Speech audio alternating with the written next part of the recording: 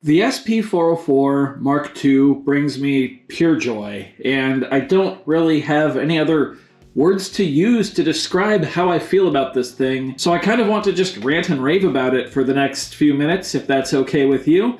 Let's get into it. As soon as we shout out today's patron, and that patron shout out goes to Budget Brian. Thank you so very much for the support.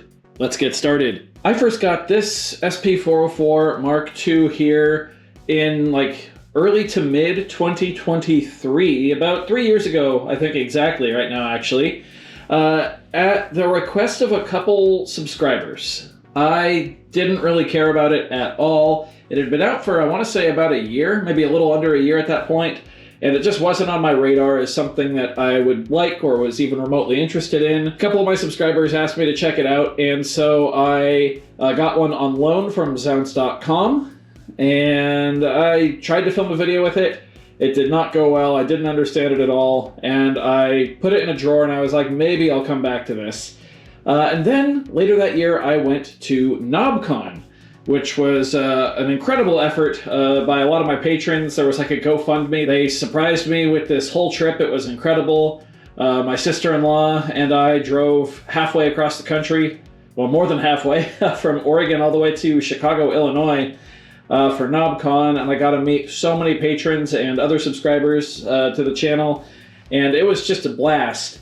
But at that event, I met Dustin from Roland, and he had a 404 on the table there, the Roland booth at KnobCon, and he was using it in a way that I hadn't seen before. He had it set up with his own personal modular rig and was using the 404 Mark II to play long backing tracks and then have the modular kind of do its thing over the top of it, all synced up. And I thought that was really interesting. I hadn't really seen anyone using the 404 for anything other than just kind of basic hip-hop and, simple chopped drum breaks and stuff like that, vinyl sampling.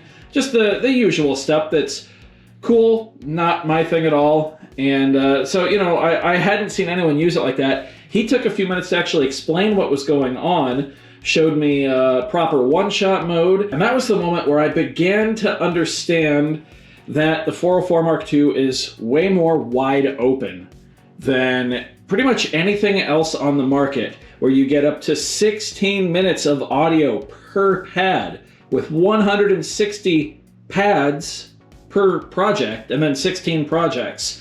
He also took a moment or two to walk me through the effects and how the bus routing worked.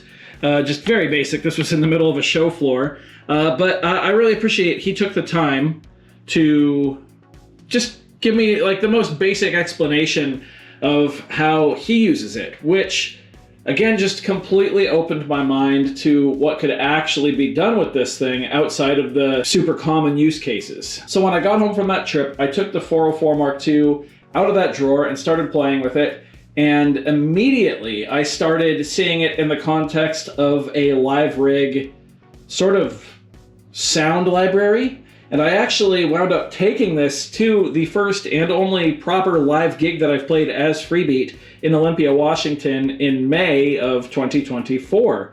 Most of the sounds from that gig were stored on here, and then I used key controllers and drum controllers to play a lot of them. I used a ton of the effects, but I actually live looped everything coming out of the 404 with the Boss RC600. Also, it should be noted at that point, I had decided to keep the SP-404 Mark II because I had really started to see the light. And ever since then, it has continued to impress me and teach me new things, and somehow has just quietly been creeping up my list of favorite gear, and now it's probably in the top 3. In fact, I know it's in the top 3. At the end of the day, I like to be a musician and songwriter first, and a producer slash programmer slash, music engineer in a distant second. I've always been a musician.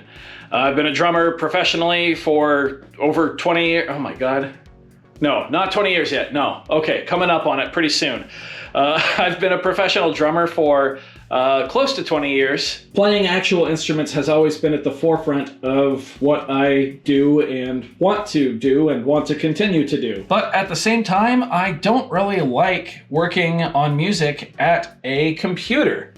I already spend a ton of time at a computer. For instance, editing videos like this one. I don't mind finishing music at a computer, but I really don't like starting it there. I like starting music at an actual instrument. And that's one of the major reasons I love the 404 Mark II. I can start a song from right here at my electronic drum set. I can start a song from my bass guitar. Sorry for the messy studio. I can start a song from over here at the Roland Juno D. Since the 404 works with audio, I can almost treat it as a multi-track recorder and just record individual parts into it. But of course it goes so far beyond that, because then I can go in and sequence stuff as well. I can resample things with effects. I can go in and completely chop audio up using things like AutoMark and then assign those to the pads and rearrange my stuff on the fly. I can use DJ effects. I can easily copy things and then run two versions of the same song in DJ mode, fading between them, with vastly different things going on in those different songs, all on top of a sequence, while I can still play samples at the same time. There's an overwhelming amount of stuff that this can do, and the more that I've taken my time to get to know it, the more and more impressed I've gotten, and the more joy it has brought me. From a live context, it's also amazing. I've got the Cynito TempoPad C16 here, MIDI mapped to a lot of the effects and to switch patterns, all on the fly, pretty easy. I can also trigger samples from these pads. I've of course got my key step here set up to play things chromatically, but also play things like the vocoder, which this has a vocoder thanks to the mic/guitar input down there at the bottom. It doesn't have a ridiculous I/O setup like something like the MC707 or the high-end MPCs. But what it does have is just enough to be functional for about a gazillion different things. And that's kind of how I feel about the 404 as a whole.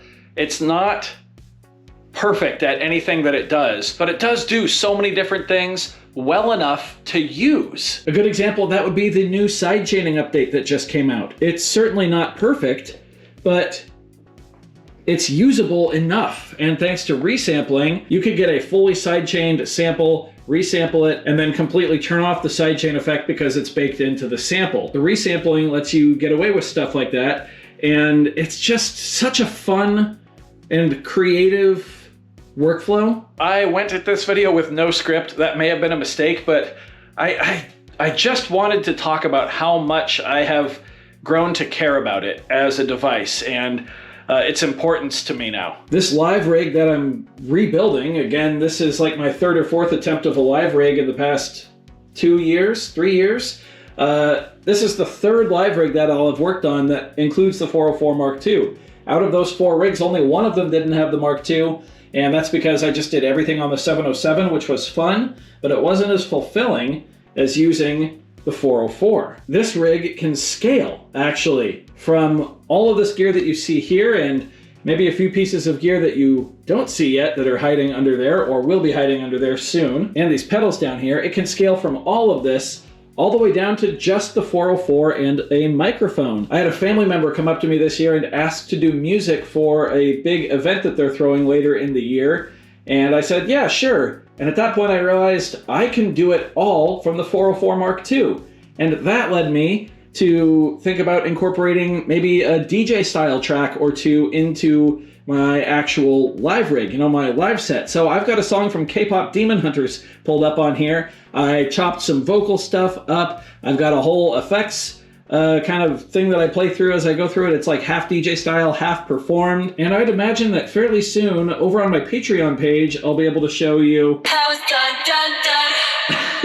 There's a lot going on here, and I think it's pretty remarkable that my journey started from me not giving a crap about this device to now not being able to live without it. And I really mean that. I don't really see a world where I work on stuff without the 404 nearby. Even if I'm not fully writing on it, just like I said, its ability to act as sort of a multi-track recorder, just really quickly sample something in to any of the 10 banks of 16 samples each per project, and then play those back however you see fit with effects or sequenced or with the looping function. Like, come on, there's so much going on. It's an endless device. You're going to be able to explore this for a lifetime, and I love it. It just brings me pure joy. So there you go. I just wanted to have an unscripted love letter to the 404, and hopefully I pulled that one off. Sorry if this video was kind of boring or bland, but I really did just want to talk about this thing for a bit. So I do hope you found this one informative or at least entertaining. If you did, be sure to leave a like on it. If not, you can always leave a dislike. That's okay too. Doesn't hurt my feelings, just makes me try that much harder next time. Either way, be sure to hit that subscribe button, ring that notification bell. Thank you all so very much for being here. Thanks for watching.